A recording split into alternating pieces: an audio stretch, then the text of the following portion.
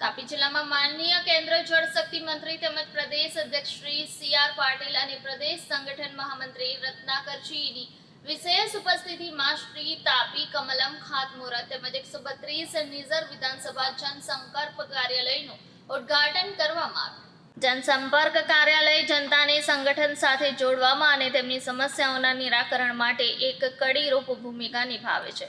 ત્યારે આજરોજ કેન્દ્રીય જળશક્તિ મંત્રી તેમજ પ્રદેશ અધ્યક્ષ સી.આર. પાટીલ સાહેબ તેમજ પ્રદેશ સંગઠન મહામંત્રી શ્રી રત્નાકરજીની વિશેષ ઉપસ્થિતિમાં નિવાસ સ્થાન સાકરડા ખાતે 172 નિઝર વિધાનસભા જનસંપર્ક કાર્યાલયનું ઉદ્ઘાટન કરવામાં આવ્યું। તાપી જિલ્લા મધ્યસ્થ કાર્યાલય શ્રી તાપી કમલમનું ખાતમુહૂર્ત પ્રસંગે કેન્દ્રીય જળશક્તિ વિભાગના કેબિનેટ મંત્રી સી.આર. પાટીલના હસ્તે કરવામાં આવ્યું, જેમાં તાપી જિલ્લા ભાજપના પ્રભારી મધુભાઈ કથિરિયા, જિલ્લા ભાજપ સંગઠન પ્રમુખ સૂરજ વસાવા, જિલ્લા પંચાયતના પ્રમુખ તથા જિલ્લા પંચાયત સભ્ય, 171 વ્યારા વિધાનસભાના ધારાસભ્ય, 172 નિઝર વિધાનસભાના ધારાસભ્ય, 170 મહુવા વિધાનસભાના ધારાસભ્ય, 157 માંડવી વિધાનસભા સીટના ધારાસભ્ય તેમજ આદિજાતિ મંત્રી, પ્રભારી મંત્રી સહિત સંગઠન હોદ્દેદારો અને કાર્યકર્તાઓ ઉપસ્થિત રહ્યા હતા। ભારતીય જનતા પાર્ટીના કમલમ કાર્યાલયનો ખાતમુહૂર્તનો બી કાર્યક્રમ છે।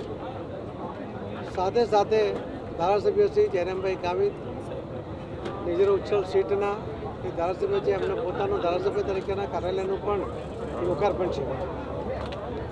એક ધારાસભ્યના કાર્યાલયના લોકાર્પણમાં લગભગ 5000થી વધુ લોકોની હાજરી એ જ બતાવે છે કે લોકોનું કાર્યાલયની જરૂરિયાત પણ સંતોષાય છે, એટલા માટે પણ આવ્યા છે અને એમનો ધારાસભ્યને અને ભારતીય જનતા પાર્ટીને એમનું સમર્થન પણ છે। એના માટે જ આટલી મોટી ઉપસ્થિતિ આજે અહીંયા આપણને જોવા મળી રહી છે। આજે કમલમ કાર્યાલયમાં પણ જે ખાતમુહૂર્ત કર્યા પછી આખા ગુજરાતના લગભગ તમામ કાર્યાલયો એક તો પૂર્ણતા થયા છે અથવા પાઇપલાઇનમાં છે અથવા એના ખાતમુહૂર્ત કરવામાં આવ્યા છે। એ રીતે જોવા જઈએ તો ગુજરાતના તમામ ભારતીય જનતા પાર્ટીના તમામ જિલ્લાના કાર્યાલયો પૂર્ણ થવાના આરે આવીને ઊભા છે। કાર્યાલયની આ જરૂરિયાત છે। માનનીય પ્રધાનમંત્રી શ્રી મોદી સાહેબની કલ્પના કે આખા દેશની અંદર 700 જિલ્લાઓમાં દરેકમાં પોતાનું કમલમનું એક કાર્યાલય હોવું જોઈએ અને એને સાકાર કરવા માટે રાષ્ટ્રીય અધ્યક્ષ તરીકેની જવાબદારી સંભાળતી વખતે શ્રી અમિતભાઈ શાહ સાહેબે એ દરેક જિલ્લાઓમાં 700 જિલ્લાઓમાં કાર્યાલયનું કામ શરૂ કરાવ્યું હતું। ગુજરાત આજે આખા દેશમાં સૌથી પહેલું રાજ્ય બની રહ્યું છે કે જે તમામ કાર્યાલયો પૂરા કરવા જઈ રહ્યું છે।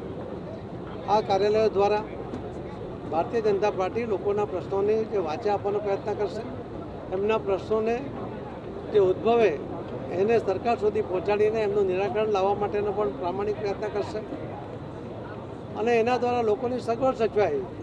કેમ કે ઇલેક્શનમાં અમારો મંત્ર હોય છે, અમારો પ્રચારમાં કહેતા હોઈએ છીએ કે ભારતીય જનતા પાર્ટી એ ઇલેક્શન લડે છે સત્તા પ્રાપ્તિ માટે, પણ સત્તા પ્રાપ્ત કરીને સત્તાના માધ્યમથી લોકોના કામ થાય, લોકોનો વિકાસ થાય, લોકોની જરૂરિયાતો પૂર્ણ થાય, એમાં સરળતા રહે, એમાં સ્પીડ આવે, એટલા માટે સત્તા જોઈએ છે। એટલે સત્તાના માધ્યમથી આ કામ કરવામાં આવે છે, છેવાડાના માનવી સુધી સફળતાથી પહોંચી શકાય અને એવા પ્રયત્નો સફળતા સુધી પહોંચાડ્યા પણ છે અને એટલા જ માટે આવા કાર્યાલયનું આજે જરૂર છે। આ કાર્યાલયને કારણે ભારતીય જનતા પાર્ટીની જે મજબૂતાઈ છે વધુ મજબૂતાઈ થશે, લોકો અને કાર્યકર્તાઓ પણ એના કારણે પાર્ટી સાથે મોટી સંખ્યામાં જોડાશે એવો મને વિશ્વાસ છે। હું સૌને આ બંને કાર્યાલયો લોકાર્પણ કરતી વખતે અને ખાતમુહૂર્ત કરતી વખતે સૌને અભિનંદન આપું છું કે એમને એમની સુવિધા માટે ભારતીય જનતા પાર્ટી તરફથી આ વ્યવસ્થા ઊભી કરવામાં આવી છે।